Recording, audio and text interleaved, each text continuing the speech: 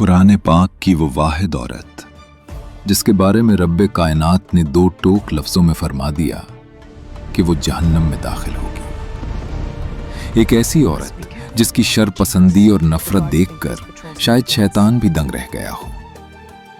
तारीख उसे उम्मे जमील के नाम से जानती है। अगर तुमने इस्लाम कबूल किया तो याद रखना, मैं कभी इस फैसले को बर्दाश्त नहीं करूंगी। ये घर टूट जाएगा। तुम गुस्से में हो, लेकिन उसका अंजाम रहती दुनिया तक के लिए इबरत का निशान बन गया। ये सिर्फ एक औरत की कहानी नहीं, ये हक के खिलाफ उठने वाली इस बदतरीन साजिश की दास्तान है जिसने मक्का की गलियों में जहर खोल दिया।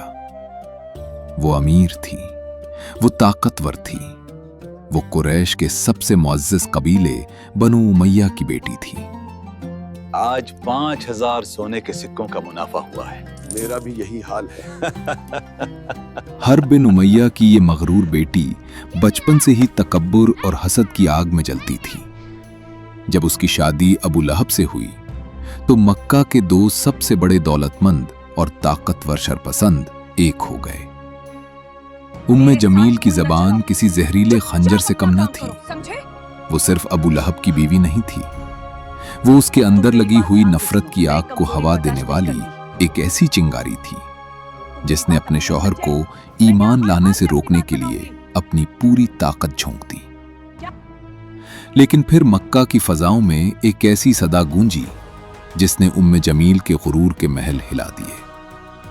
हजरत मोहम्मद मुस्तफ़ा सल्लल्लाहु अलैहि वसल्लम ने जब हक का पैगाम सुनाया तो उम्मे जमील को अपनी सरदारी, अपनी शान शौकत और अपना जाहो जलाल खतरे में नजर आने लगा।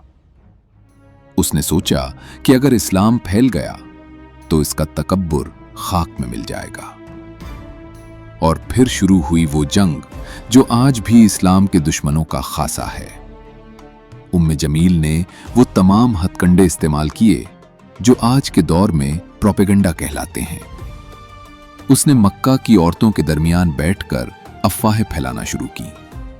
वो कहती कि मोहम्मद नाउजुबिल्लाह जादूगर है। वो लोगों को अपनी बातों से मुतासिर कर रहा है। वो लोगों के दरमियान फसला पैदा कर रहा है, घराने टूट रहे हैं। तुम सोचो, क्या ये ठीक है? उसने अपनी दौलत पानी की तरह बहाई ताकि लोगों को रसूलुल्लाह सल्लल्लाहु अलैहि वसल्लम के खिलाफ उकसाए। इसका सबसे बड़ा निशाना हजरत खदीजा अल कुबरा रज़ियल्लाहु अन्हा थी। वो उनसे हसद करती थी, उनका मजाक उड़ाती थी। अरे देखो तो कौन जा रहा है। और मक्का की औरतों को धमकाती थी, अगर किसी ने हदीजा से बद की तो मुझसे बुरा कोई नहीं होगा। मगर हक की ताकत के सामने उम्मे जमील की नफरत बेबस थी। जब लफ्जों ने काम ना किया तो उसने दरिंदगी की हदें पार कर दी। वो औरत जिसके गले में कीमती हार हुआ करते थे, वही औरत रात की तारीकी में खारदार झाड़ियां और तेज पत्थर चुनकर लाती और इन रास्तों पर बिछा देती जहां से रहमत आलम सल्लल्लाहु अलैहि वसल्लम का गुजर होता था। वो चाहती थी कि अल्लाह के नबी सल्लल्लाहु अलैहि वसल्लम के कदमों से खून बहे। वो चाहती थी कि उन्हें तकलीफ पहुंचाए। एक बार तो हद हो गई। उसके इशारे पर काबा के सामने सजदे में पड़े नबी करीम सल्लल्लाहु अलैहि वसल्लम पर गलाजत फेंकी गई।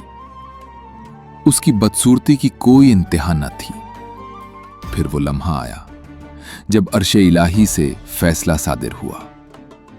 सफा की पहाड़ी पर जब रसूलुल्लाह सल्लल्लाहु अलैहि वसल्लम ने कुरैश को खबरदार किया तो अबू लहब ने चीख कर कहा, बस इतनी सी बात के लिए हमें यहाँ बुलाया था? तुमने हमारा वक्त बर्बाद कर दिया। क्या इसीलिए हमें जमा किया था? उसी वक्त जिब्राइल अमीन वही लेकर उतरे और सूरह अल-लहब नाजिल हुई। अबू लहब के दोनों हाथ टूट गए और वो हलाक हो गया। ना उसका माल उसके काम आया और ना उसकी कमाई।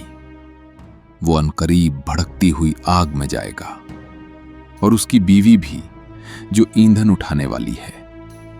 उसके गले में खजूर की छाल की रस्सी होगी ये कुरान का वो मौजिज़ा था जिसने जीते जी इन दोनों को जहन्नमी करार दे दिया। जब उम्मे जमील ने यह सुना तो वो दीवानी हो गई। वो एक बड़ा पत्थर उठाकर मस्जिदुल हराम पहुंची। वहां अल्लाह के नबी सल्लल्लाहु अलैहि वसल्लम हजरत अबू बकर सिद्दीक रजी अल्लाह अन्हु के साथ बैठे थे।